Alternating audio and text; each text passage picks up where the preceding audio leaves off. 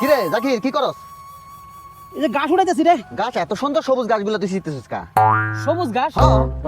এটা তো নীল ঘাস। আরে গাদা, এটা সবুজ গাছ, চোখে দেখছ না? আরে কইতাছে এটা নীল ঘাস। গাদা কয় কি, এটা সবুজ ঘাস। তুই তো সয়ে দাওস না। আমি আমি চোখে দেখি না। না তুই চোখে দেখছ না, এটা সবুজ ঘাস। তুই চল মেম্বারের কাছে লয়ে যাবো। এটা সবুজ ঘাস না নীল ঘাস বুঝাবো। আমার কাছে যাবি, চল চল চল যাই। ও মেম্বার সাহেব, আপনি কই? আপনারে খুঁজতাছি। ও মেম্বার সাহেব, আপনি এনে কি করেন? দাঁড়াও দাঁড়াও, কি হইছে? না কিছু করি না বাপু, ওই কটা ঘাস কাটাইতেছি, লোকজন তো পাওয়া যায় না এখন, এই খাড়াই খাড়াই কাজ করাইতেছি। হ্যাঁ কও কি হইছে? আমার একটা বিচার করেন।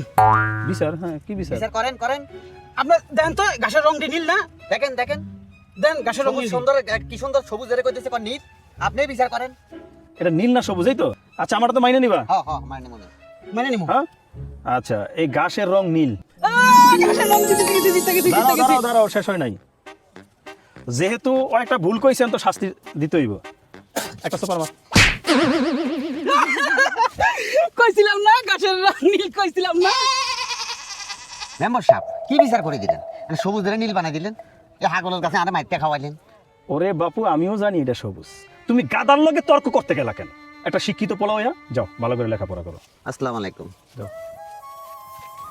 মেম্বার সাহেব ঠিকই কইছে, অশিক্ষিত লোকেরে শিখাইতে যাইয়ে শর্টটা খাই।